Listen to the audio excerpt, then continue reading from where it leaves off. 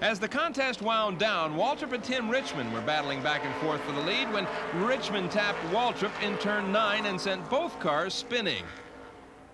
That dashed Waltrip's hopes for a win and opened the door for Bill Elliott to grab the lead. At that point, rain fell at Riverside and the race ended under caution. And Bill Elliott ended the season with his very first Grand National win. Down for the last lap. Elliott draws away. Lake Speed gets one more shot at Bill Elliott. No one's been able to contain Elliott all afternoon.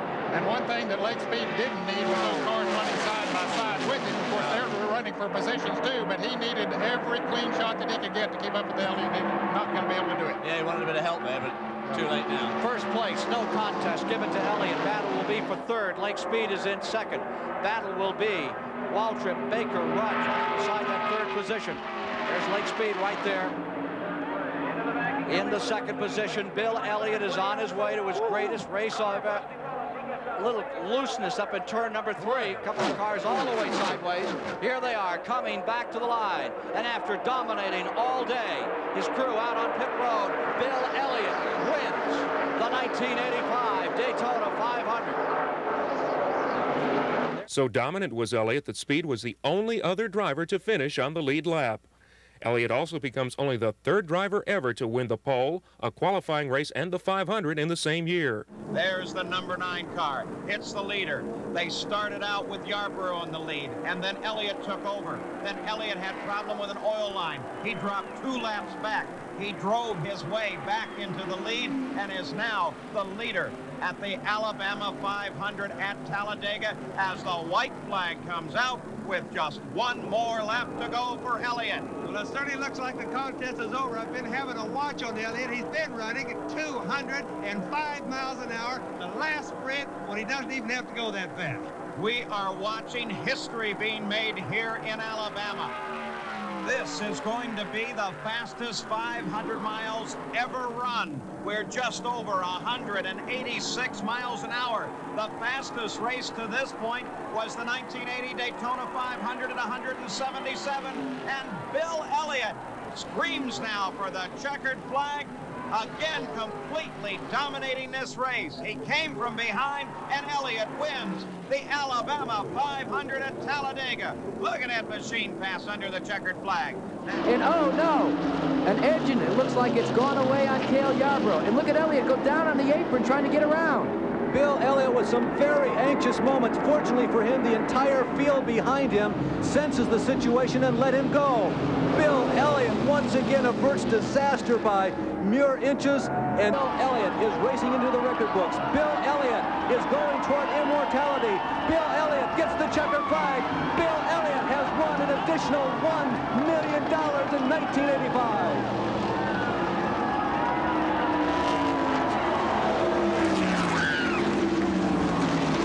What a moment in auto racing history. Bill Elliott has won a bonus of $1 million.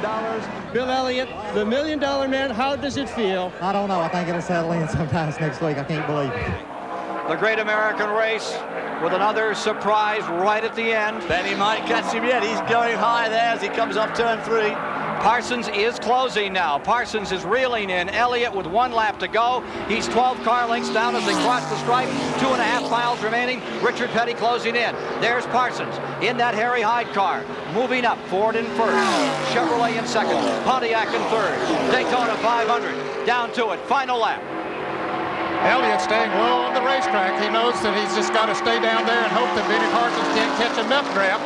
Parsons coming right down on the racetrack with him on the low side, trying to pick up that draft, but again, I'm afraid he's too far behind. Here they are for turn number 3. Parsons still trying to close. Final lap. Last sprint out of turn number 4. The pride of Georgia, Bill Elliott, straining car number 9 to bring it home and give Ford and give the folks from Georgia something to cheer about. He comes across the line to win it by about 10 car lengths. Bill Elliott, 2-time winner of the Great American Race. Bill right now is in 11th position. And remember, he needed to finish 18th or better to win the race, or rather win the Cup, regardless of what Rusty Wallace did. And it is going to come down to that situation. They're celebrating the battle individual victory, but here is the war victory that's won by Bill Elliott. And listen to the partisan crowd here at Atlanta. We're just down the road from Dawsonville, Georgia, Bill's hometown, and he had a tremendous turnout of people here this afternoon to cheer him on to the Winston Cup, and they did so successfully. Which is a bunch in this type racing. Buddy, if you owned that car, would you be jumping up and down right now? And you're just so stoic standing there.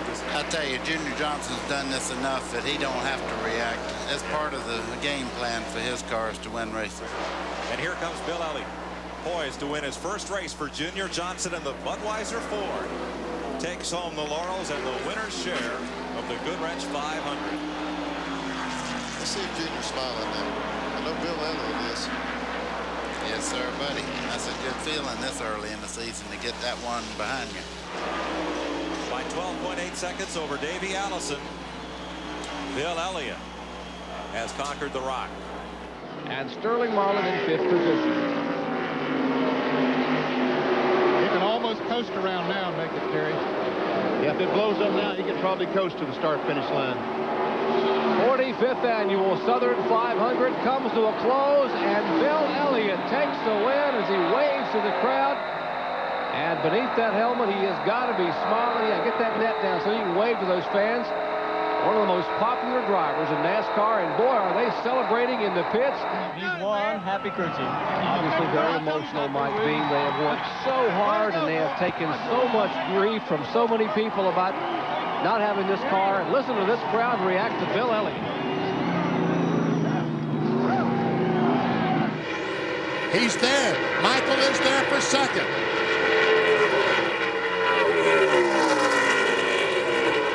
And he protects the bottom. Waltrip the second.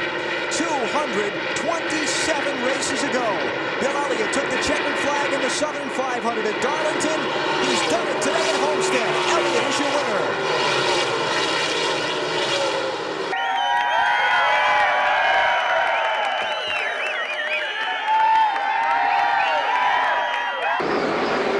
And the fans are cheering Bill Elliott on as he comes to turn 2 down the backstretch. One of the sport's most popular drivers ever. Elliott looking for career victory number 43 and his first here on these hallowed grounds. He's dominated the race today. He will have led 93 of 160 laps. Now he's 1 corner away from an Indianapolis Winners Trophy.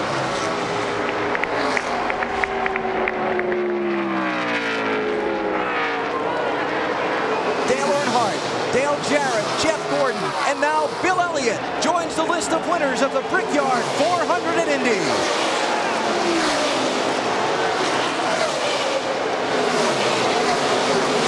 A dominating victory for Dodge at the Brickyard. Elliott wins by 1.2 seconds over Rusty Wallace. And look at Bill, got that winning that down, acknowledging those fans. And it is an emotional, excited, and just thrilled Bill Elliott to be in victory lane at the Indianapolis Motor Speedway. I'm so proud of these guys and what they've done and what they've accomplished. It makes my job awful easy, but I'll tell you what, it says a lot for the guys here and all the guys back at the shop that put these things under me week in and week out. Final lap at Rockingham. Bill Elliott in search of a win, Matt Kenseth in search of a championship.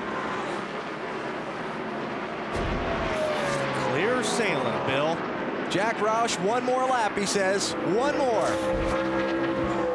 And the checkered flag is in the air. It'll be Bill Elliott with his first win of 2003 at Rockingham today. Rolls back into victory lane. 49 races since Bill Elliott last won a race, the Brickyard 2002. But you know, one thing that I look at out here today, guys, is one common bond with all these racers is the hard work and the dedication all these guys had. And I mean, for me to stand up here among the guys that's already been here, it's just totally incredible. And the other thing is just thank the fans. You look at everybody that's here tonight and all the fans and all the hard work that everybody did. It's just unbelievable. And then one other thing I got to say, I've got a lot of my crew that was so much a part of my career throughout my life sitting over here. And I just, it's such a relief to see those guys come in. I mean, they meant so much. They worked so hard for Bill Elliott. Ernie Elliott, Dan Elliott, George Elliott. It's unbelievable. And they sacrificed so much for me to be here tonight. And as Grady Turner said, it's just something that puts everything in perspective. I mean, it's just a dream come true for me. But like I said, thank you guys. Thanks NASCAR. Thanks the Hall of Fame. It's been a great ride, and I've enjoyed every minute of it. Thank you guys.